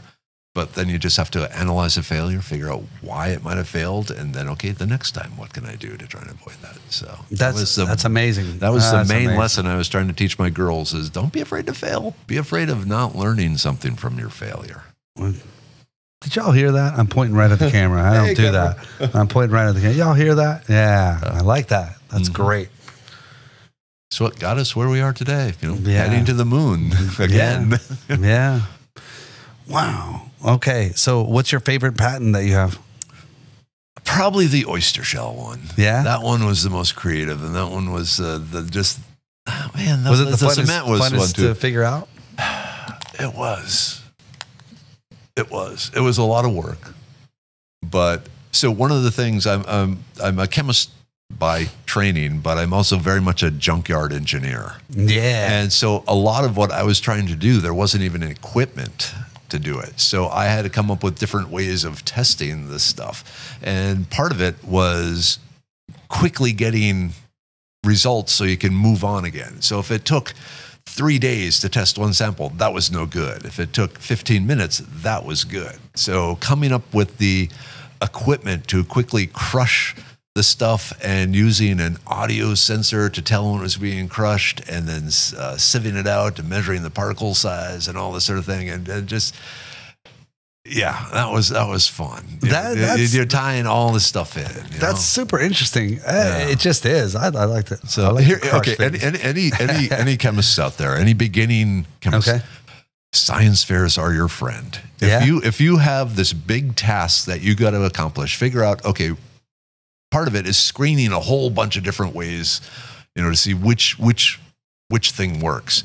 And my secret was I would scan the science fair. Okay, so what was a quick, easy way of measuring viscosity? What was a quick, easy way of measuring, crush. What's a quick, easy way of measuring particle size? And, and they say, oh, and we used a laser and a CD disc and a test tube and Photoshop, and we were able to get figured in. And so I'd whip these things together, and then my bosses thought I was like this uber genius. And it's like, no. Well, you kind of are. Yeah, well, I just know I know how to get decent results really fast, really cheap. That's genius. And then from there, then you start bringing the big guns and the expensive stuff into it. But I was able to just scan through, thousands of formulations way quicker than anyone else because I knew how to hack the system and figure out, what allowed me to do it quickly and still really give smart. me useful information. Wow. That's super smart. It was fun. And fun. If it's fun, like I said, you enjoyed it, you'll keep doing it and you'll have more fun doing it because you enjoyed it, Yeah. So my favorite quote about science, this is my favorite, is the thing about science is whether you believe it or not, it's still true. I love that. Mm-hmm. I love that because it is, and it's always being tested. Yeah. And it's always being tested. And that's the thing. People get locked into a belief, and it has to be this way. Well, it doesn't. They can figure out a way to make it false later, but as for now, it's true to all the knowledge that we have. It's absolutely true, right? But even then, there's a lot of science that's being argued about. Because different people... Like gender? Just kidding. Just kidding. Just kidding. Let's not talk about that because that's wrong too. Anyways, so that's awesome. Okay, so the business that you're in right now, what do you hate about it? Ooh, okay. So to survive in a business, especially like we're three people trying to change the world. So far, so good. So you need a big social media presence. Mm-hmm. And so that's tiring. That's a lot of work. It gets in the way of doing, the actual curing people, helping people, may help people. Yeah. And then so just the time consumed and the energy consumed in the social media, and then the current, you have to be very careful what you say, do, and offend, all that sort of thing. And then you have the people, the trolls coming out and oh, you're a snake oil salesman. This is false. We had one person, the something skeptic, and he was just commenting on all the posts about basically I should be in jail for this, and it's like, okay, so you're saying there's no chemicals in plants or mushrooms that have any effect on the human body? That's what you're saying? Wrong. Yeah. And I'm sure he's sitting there sipping his coffee and going, oh, damn, busted. No, he's probably not bright enough to figure that out. So, and one of the things I like to point out, evolution. So again, going back 2.5 million years ago, we were using the plants. There's a number of animals today that self-medicate. Last week I did a whole hour on how we know about medicinal plants. And part of it is we have this amazing ability to analyze our surroundings for resources. No one does it anymore. Very few people do it anymore. But I like to point out a really interesting study that happened to people that were shipwrecked, lost at sea in life rafts with fishing kits. So and this happens a lot, way more than people realize. Growing up, you might be afraid of quicksand from TV shows. No, you should be afraid of being lost at sea. But for the first 6 weeks, the people are catching fish and they're eating the meat. They're sashimi. They're eating the raw meat from the fish. After about 6 weeks, it's like a switch gets flipped in the brain. And now suddenly they're looking at this fish they just got and they're going, wow, those eyeballs look really good. And the heart and the liver. Yeah, why have I not been eating these? The brain has this amazing ability to analyze and acquire resources from the environment. The average person, not a colorblind person, but the average person can see between 4 and 5.5 million different colors. There are super seers that can see 7 million different colors. The average ability to taste then is 10,000 times better than our ability to see. So we can separate molecules by flavor even better than we can separate colors by vision, flavor and smell. We have the ability to analyze the ecosystem. And basically, if you look back far enough in the medicinal plant world, it always boils down to the plants told us how to use them for medicine. And when you and I and most people think it's like there's a voice, the plants are saying, hey, use me for this. It's by observation and letting our amazing computer in our brain and our body's own knowledge of itself, what's wrong, they figured out, wait, you know what? There's something about this plant I want. Hey, I feel better now. I should tell others about this. I like that. I think, I don't know, I don't have any scientific research, but whenever you crave something, I think your body needs what nutrients that has in it at the time. So that kind of made sense to me. I mean, that's been my belief for a long time. Like, I really want a steak, whatever iron or creatine or whatever's in that steak.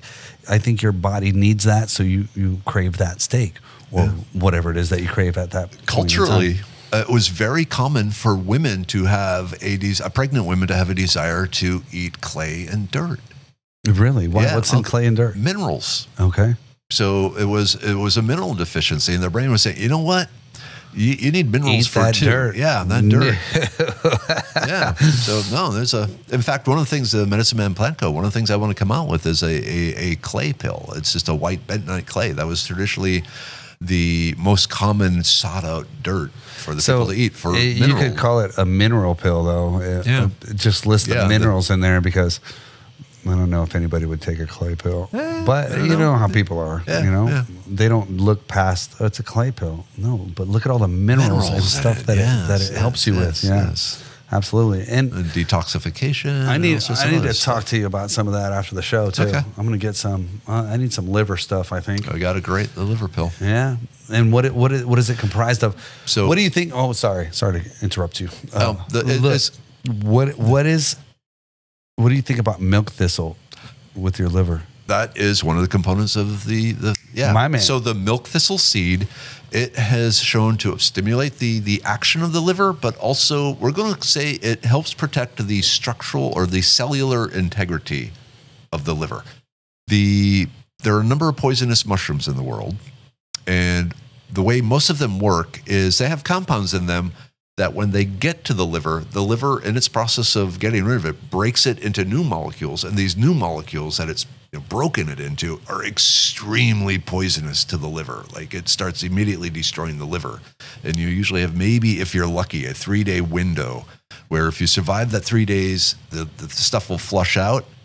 And if you have any liver remaining, you may survive, but a lot of times the treatment had been a liver transplant, like an immediate liver transplant, because it's just your liver is being destroyed. But they've found I'm currently reading the Silmarillion by J.J.R. Tolkien, and but the Silliman, there are 3 compounds in there that are very similar to the word Silmarillion, but they are what they give you if you've eaten a bad mushroom. Now, there's some really good research on that it helps. While the bad molecules are ripping apart the liver cells, the compounds from the milk thistle seed is holding it together, kind of like Spider-Man holding the ship together, or whichever. I don't watch Marvel movies. But trying to hold things together until the liver can get rid of these stuff and start repairing itself. So what is your what is it called? The liver pill. The liver pill. What does your liver pill have in it that differs from others? Okay, so it has the milk thistle seed. It has the burdock root, 2 traditional sort of things. The problem with the milk thistle is it's actually not very bioabsorbable. So you can go to Amazon, you can buy bottles of milk thistle seed. The problem is your body isn't going to be able to take much in. It needs some very specific types of phospholipids, basically fatty acids with phosphorus on it to properly absorb it. So flaxseed is high in these compounds, and so my particular pill, it has the flaxseed in with it too. Flaxseed also has some of the fats and some of the other compounds that have been shown for the cellular membranes of the liver cell and cells in general. But the trick there with mine is the fact that you can absorb it so your body can use it. So it can And get uses to the more liver. of it And- than right. I'm getting sold. I'm getting some of those. Yeah, and that's Yeah. the one that has the rosemary antioxidant because flaxseed, it can go rancid over time, so Right. we needed something to protect it. I'll tell you, the liver pill, it makes a great pizza topping. Really? Yeah. Why? You can sprinkle it on. It tastes good. Yeah. Rosemary. Yeah, the Rosemary rosemary, pizza. All right. and the flaxseed and the burdock root. And the, I used to eat flaxseed oil. Yeah, it's good. It has Good all for you. sorts of health benefits. Yeah. All right. Wow. And all right. That's really cool. Okay, I'm going to get some of that.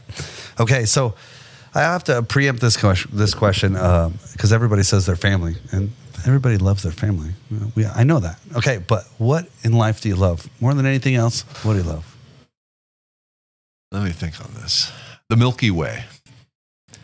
Being out in the middle of nowhere at night and looking up and seeing what you can't see anywhere else. In Houston, you can't see the Milky Way. Even where I grew up in Minnesota, you generally couldn't see them. But looking up and being somewhere where it's so dark and so far removed from civilization that you can see the Milky Way.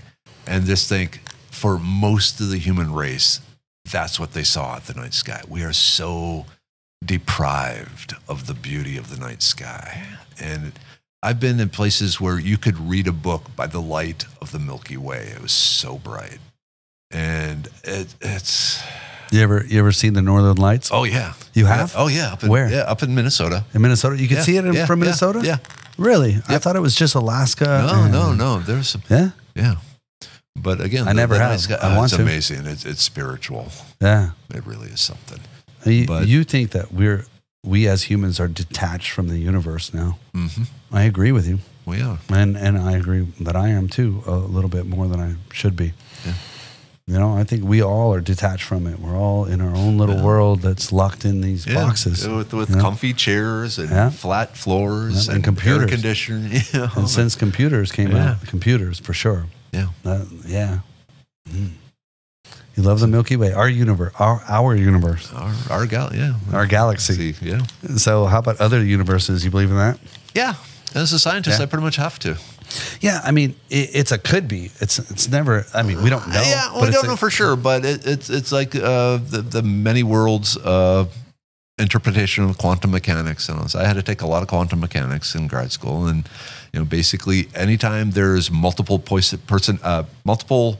possibilities from an action or a choice or anything, the universe goes, well, yes, yes, yes, but splits off into different. So the old TV show Sliders was a really, really good explanation of the multiple universe theory. Quantum physics. mechanics, yeah. Yeah. I'm not that smart, but it's interesting to me, because I'm not that bright. But yeah, it's super interesting. Man, all right, all right. Since I said, what in life do you love? What in life do you hate? Oh, chiggers. Oh my wood goodness. ticks and mosquitoes. I spend a lot of time outside. You're from Texas, yes. Yeah. Chiggers. Yeah. Oh man, and one time I got scabies. Oh. And scabies are smaller than chiggers, and it was terrible. Yeah. Okay, so chiggers are these little bugs, and scabies are these little bugs, and I'm pretty sure where I got it. I played in a band. My guitar player lived by the woods, and we were always playing in the woods, and he shook my hand from practice, and then that's where I transferred. Yeah. You have to put this cream on your whole body from your head to your toe, on the bottom of your feet, everywhere, and stand like this for 10 minutes every day, twice a day. Just to get those things off you. They're inside your skin, and you itch. Your whole body itches. You're covered with it looks like measles. Oh, it's so bad. Miserable. Chiggers are the worst too. Chiggers and scabies.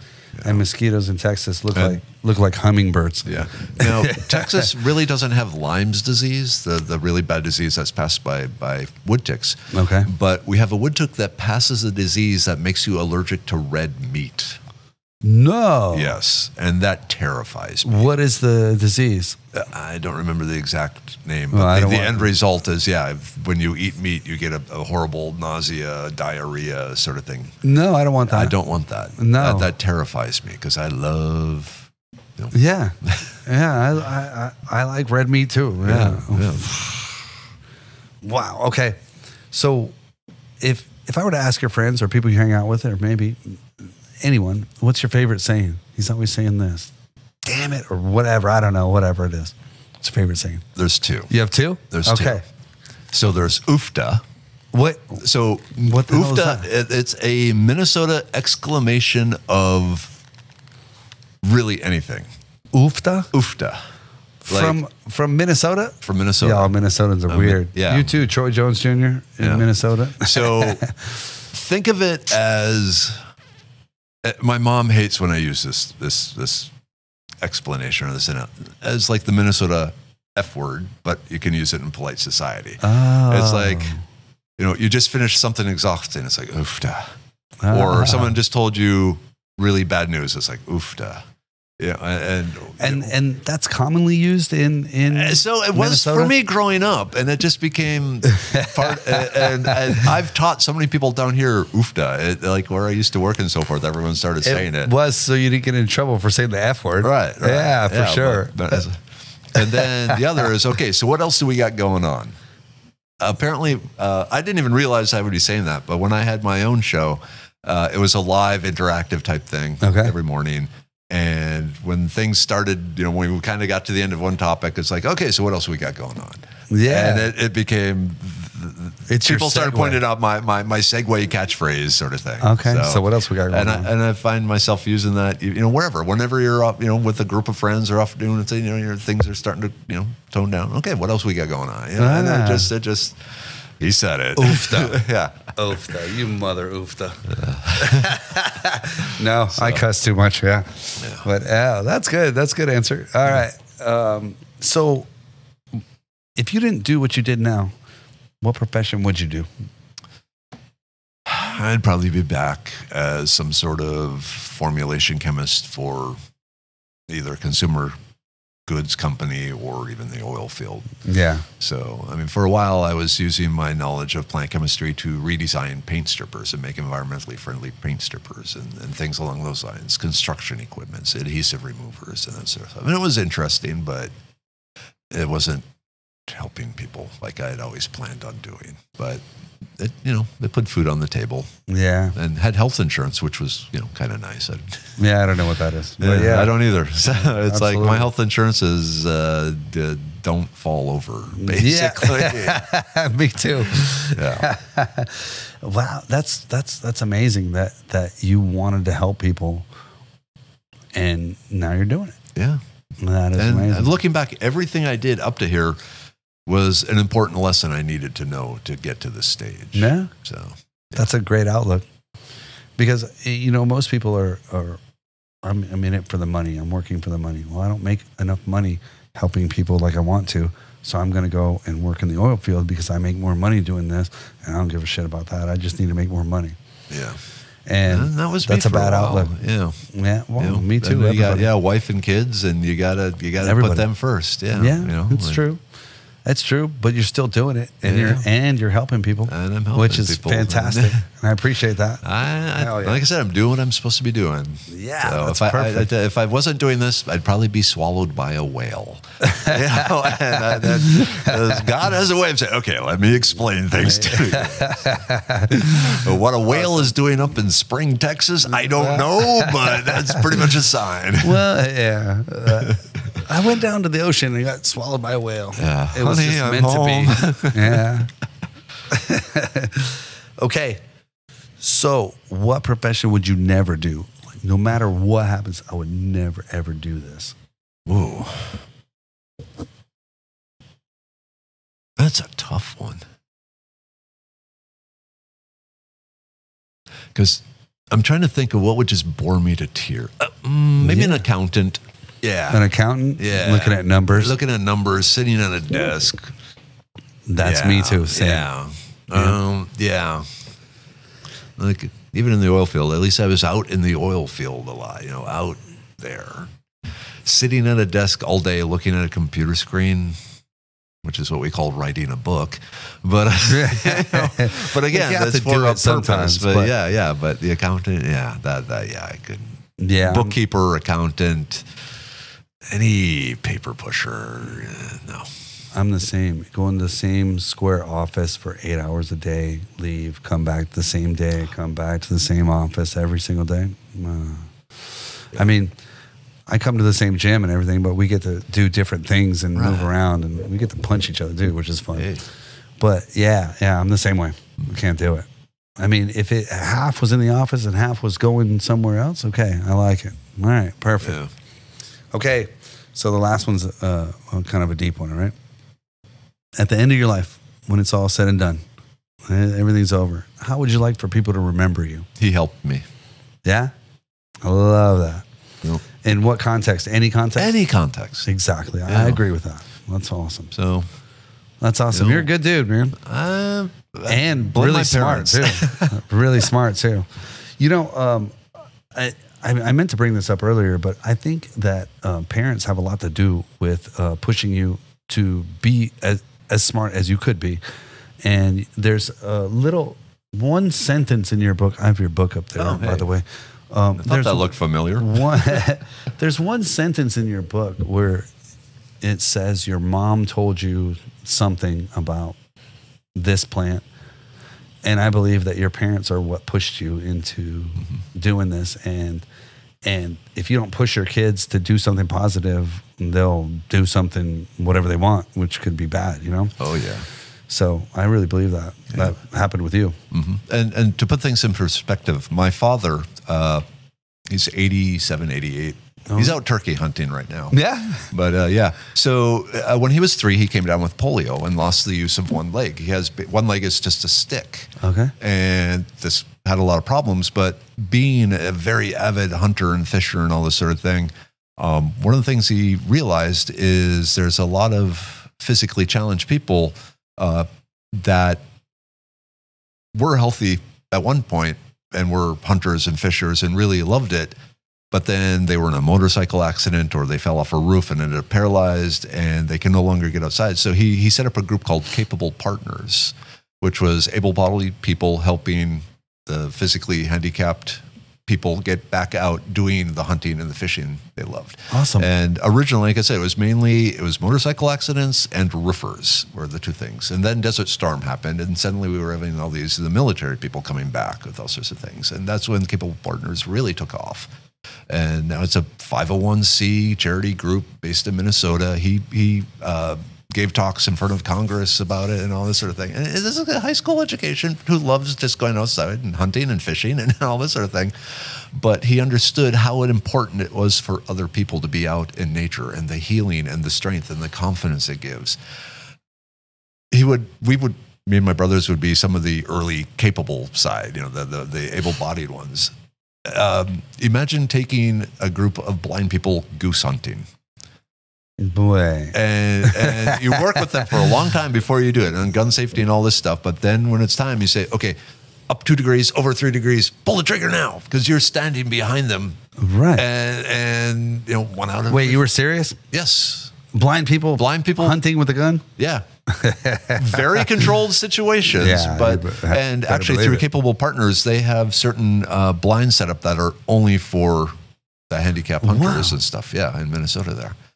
But working with them and that sense of accomplishment, and people in wheelchairs that have thought their fishing days were over, they started being a lot of physically. A lot of technology companies got involved. There's some really amazing off-road wheelchairs that are controlled by like the eye movement and the whole gun, like the whole Apache helicopters. Right. The gun tracks what they're looking at. Technology like that. Nice. And just amazing stuff to get these people back out in nature and going, wow, I'm not stuck inside the rest of my life. Yeah. No, I like you a lot. Yeah. I'm out there now again and giving them their life and their joy back. That's awesome. And it's still going strong. Dad no longer is deeply involved with it. He's 87. But he started and it's rolling, right? Yeah. Good. Yeah. Good. I mean, if you start that sort of thing is what I grew up seeing. And that helped you want to help people as well. Yeah. That's fantastic. Yeah. Okay, so what's your website? So medicinemanplantco.com, and that's Okay. where all the herbal supplements and science is. Good, I got to remember that. I'm going to Yeah, go get some and that's today. the main one. And from there, you can get to the YouTube channel and the social media and all sorts. And then there's what's your YouTube? Dr. Merriwether. Dr. Merriwether. Yeah. Yeah, and there's 150 or so hours of videos on there of that. There's a lot. I know. There's a lot, There's yeah. like it's like episode seasons. There's seasons. On there. Yeah, so I had my own YouTube show for a while, Merriweather's World, which I talked about plants or people, everything from medicinal landscaping plants to interviewing the head elephant trainer in the United States for Hollywood and things like that. Wow. I encounter a lot of really cool people. Yeah, things like that. And then following a grain of sand from behind my house back to the Big Bang. Look at that one. And all that sort of stuff. And then there's also the foraging Texas, which is just the edible plant sort of stuff. But Yeah. I want people to go to the Medicine Man and start there and then go on. All right, man. Or attend classes with me or podcasts. Yeah, and when are these classes? Most weekends. Most weekends where? Wherever. So like yesterday was at Cato Mounds Historic Site. But we can find out where to go. Yeah, it has the time website. and the place and the registration. So up in Wimberley, there's a place called Spoke Hollow Outfitters where they have, it's like a wilderness academy. You can learn foraging, you can learn tracking, you can learn flint napping, you can learn hunting, you can learn fly fishing, all this sort of stuff from there. And so I only do the foraging part. So Have you taken any of the other ones? not really. No. I mean, I would like to learn flint I have napping. enough knowledge. I can do it. I can do it. As I don't have enough time. Yeah, that's And for that's sure. the thing. And then like the Houston Botanic Gardens, the San Antonio Botanic Gardens, Oso Bay wetlands, different historic sites, the San Jacinto Battleground. Okay, how about this? What are you going to tell people that will tell you the same thing you just said? I don't have time to go out in nature. I don't have time to do this. What would you tell someone? Take your fingers off the keyboard and then see how much time you have. Boom, 100%. I agree with that. Yeah. Yeah, for sure. You don't need to know what your best friend had for supper yesterday. Nor do I care. Man, I really appreciate you coming out and talking to me. It's super interesting. Thank you for I the got invitation. Thousands of questions too, but not that we have time. But it's so interesting, and I do believe that plants and roots and animals and mushrooms could solve a lot of our health issues if people would concentrate on it more rather than here's a pain pill. Well, that stops the pain, but it didn't stop the cause of the pain. Like, what is the cause of the pain? I do believe that it could stop a lot of diseases as well. But we need smart people like you trying to figure that out. And what I tell people, the mass-produced food and medicine is the medicine and food of the masses. The people who know what's going on go back to what we evolved to use to treat these things, not just as a food, or sorry, not just as a medicine, but a whole lifestyle type stuff. Yeah, but also is there's no money in the cure, and there's money in the treatment. But it's time and effort put into the cure. Just to go sideways for a second. So, Go ahead. Recently, I was on the Girls Throw 2 podcast, which is the National Women's Cornhole League thing. And we talked for an hour on how basically us figuring out how to throw things at stuff led to Shakespeare. How is that correlated with each other? Because the part of the brain that controls throwing things is right next to the part that controls language. So as we got better at throwing things, we got better at communicating with each other. They're cornholers. That's a bar game, and they went that deep into it. Hell yeah, I did. You did. They did. Yeah, You did? see, so it. One of the things, the whole caveman lifestyle, throwing things at stuff is hardwired into us. Yeah. It's great for the brain. Yeah. When my kids were young, I had them throwing things at stuff to win M&Ms, and it was a nightly activity, just throwing things at stuff, and they've turned out amazing. So but you're one of those smart guys that looks deeper into everything and figures things out like that. Not everyone is that bright. Well, what I do is I try to absorb some of that from you. You know what I mean? I'm trying to give it to you. I like it. I like it. I I don't believe I was ever that smart, or I wasn't pushed to be that smart, you know. But that's why I had you on, and I appreciate you coming, man. My It was pleasure. super interesting, and I love. And I'm going to go to your website and buy some of those pills. And Need you at a class. Yeah. Yeah. Thanks for coming. My pleasure. Thank you. I had a great time, man. Yeah, me too. All right, Mark. Awesome. Oh, that's pretty cool, dude. I don't understand how you know all of this. Like you, like. Years. I mean, I know a lot about Muay Thai, but well, you're probably like me, but it's still learning. You know, and I'm still learning on all this stuff. Yeah, man, that's cool. But you enjoy Muay Thai. It's like it's not you want to learn more, and you want to learn more, and you want to learn more, and then you want to share what you learned with people. Yeah, that's how we're that's we're amazing, both wired in that same way. Chemistry, like you could make a lot of money with some kind of chemistry, huh? Do you make money off of those patents if someone uses your stuff? No. So like, the way let's say there's a company that says, I'm going to use this to protect my metal, like paint. Like my brother's a corrosion specialist or whatever. You don't make money off of them making it? No. So my job, like with Baker Hughes and Paxer and all these other companies, was to come up with new technology that we would patent so no other company could use it. So my job was to produce patents for them. And every time I got a patent, they'd give me a silver dollar and a bonus check of $1,000 for the rights to the patent. So they own the patent. Oh. They didn't even have to do the silver dollar and it was this kind of the industry standard sort of thing. So yeah, they get all the patents. They're still. I left the oil industry in 2016. They are still taking my work and patenting it because I worked under the. When I signed on, the contract specifically stated basically anything I came up with was owned by the company. So it's like if you work in an assembly line, making Cadillacs, you don't get the Cadillac. The Cadillac, and that's the same thing. My job I didn't was know that. to. I thought they were your personal patents. No. Okay. No. Yeah. I have a Cadillac, by the way. Oh, sweet. I have a 60.